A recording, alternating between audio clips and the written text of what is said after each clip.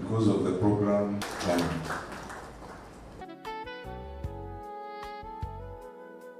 The phone and on the table, just be conscious because the cameras can focus on you.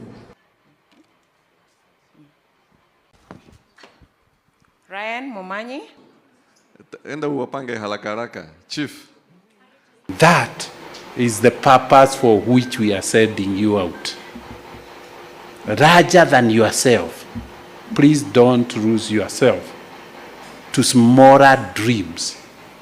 Carry with you the dream of Africa, the dream of being an agent of change, a dream of a leader who would give his people agency to transform themselves.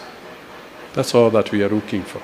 When we gather in spaces like this, we are not simply talking about college applications, test preparations, or university admissions.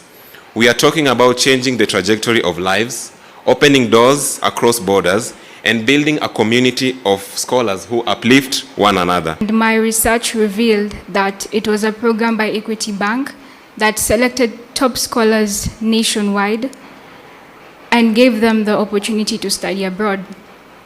That was enough for me. With this information in mind, I knew that I had not only to stand out, but to be the best. Thus, throughout my entire high school, I had one goal: to get an A of 84 and join the Equity Leaders program.